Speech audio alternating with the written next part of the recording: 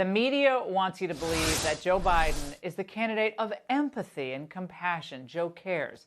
But my next guest is living proof that that is false. Former professional boxer Charles Duke Tanner was sentenced to 30 years in prison on federal drug charges. But upon entering prison, Tanner says he immediately began working to improve himself and atone, of course, for his crimes. And President Trump took notice, granting Mr. Tanner clemency just last week, something President Obama had declined to do. President Trump, I just want to thank you for giving me a second chance. First, I didn't know it was real until I was able to bring and touch this little guy right here.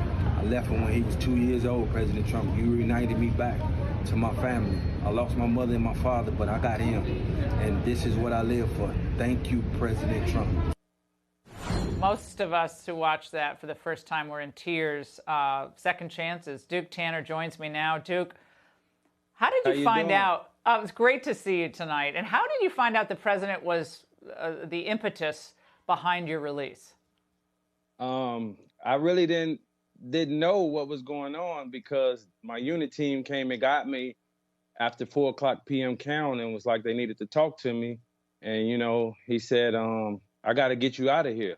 I said, where I'm going? He said, well, the president granted you clemency. I just started sweating and praying and praising God. Next thing you know, I was in a hotel waiting to go to Philly to the airport. And your son, just your moment with your son in that video, it just hit me in the heart as a mom. What was that like, seeing him when you could really spend time with him without other people watching? You know, that situation with my faith and my belief in my Lord and Savior Jesus Christ, on how I got the free gift from him for what he did on the cross. The second best gift in life was given to me by President Donald Trump that day when I was able to be in my son's life and reunited with him. Something that I was given a life sentence, a double life sentence at first that was reduced to 30 years. So that day right there is the second best thing besides getting my salvation, being free and being in my son's life. I want to play something for you, Duke, that Joe Biden said about President Trump during that last debate. Watch. The one thing about lying Democrats is that they understand psychology and psychosis. They have practiced in it, and they understand that Black Americans who repeatedly vote for them without thinking are trigger happy when a few keywords are repeated.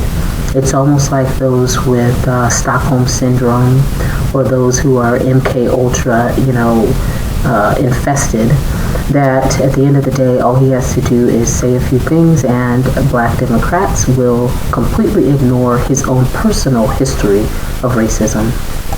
Abraham Lincoln here is one of the most racist presidents we've had in modern history. He pours fuel on every single racist fire.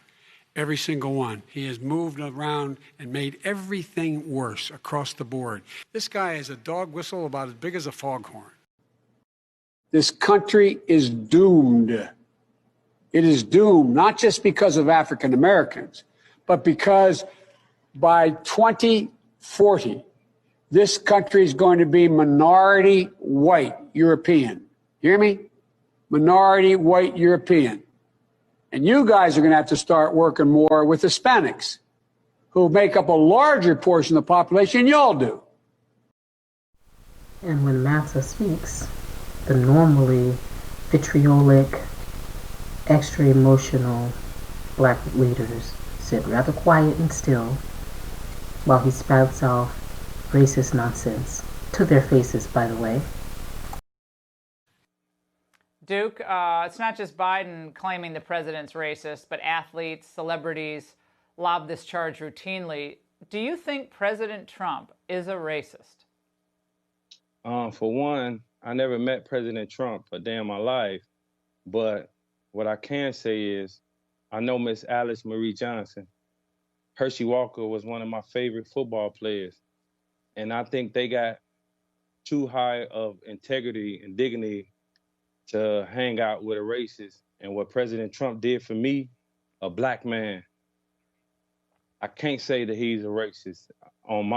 And to be honest, at the end of 2020, what I love is that this gentleman mentions the integrity of those black individuals who actually support Donald Trump. Now, think what you want about either party. However, one thing I have noticed is the level of integrity is quite high, because when we reviewed this video that I just showed of these civil rights leaders who are constantly talking about victimization and racism and white supremacy and systemic racism, they sat here in a situation that supposedly one would think that they would never take as Black Lives Matter supporters and rioters and, you know, people who are out here political activism.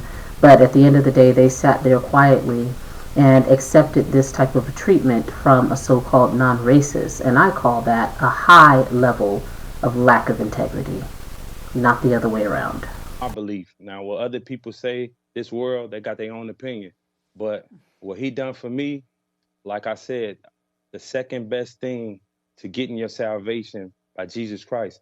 And if you're a believer in God, you will understand what that means and how important that means. That's the second best gift he gave me. So I can never say that he's a racist. And that's where I stand in my humble opinion.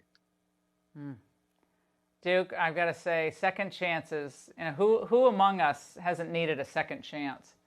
And I think your witness and just your personal story is really moving beyond politics and everything else. And we just really appreciate your coming on, and we wish you the best of luck with your family. And thanks for joining us tonight. Thank you so much, and thank everybody in the Trump administration and who has something to do with my freedom for sending me back to my boy to show true redemption. And that's what I would do. I'm going to make you all proud. President Trump, I'm going to make you proud of me. I promise. Thanks for reading my petition. God bless you. There you have it, you guys. I loved this video. This is one of my older saved footages that I wanted to share with you all prior to getting banned from YouTube at the end of November. There you have it. It takes real life instances of experiencing the true nature of the conservatives who are not racist. It takes that level of experience to be able to let go of the ideology that is holding people back. And I think that a lot more Black people would be a lot happier in their lives if they would just let it go and look at evidence, not mainstream media captioned and quick picks evidence, but at real evidence from real life people who have been granted pardons and clemency from, Donald Trump, to understand that real life is not what you think it is. It's not what you've been told, but it's definitely still out there. You guys, thank you so much for watching me. This is Leah Love online, and I have so much more coming, so please do hit that notification bell after you've subscribed, and I'll see you in the next video. Peace. Thank you for watching my content. I really appreciate your coming back for more. If you would please subscribe and click that notification bell, you'll definitely be able to see the upcoming videos, and you definitely don't want to miss it. Thank you.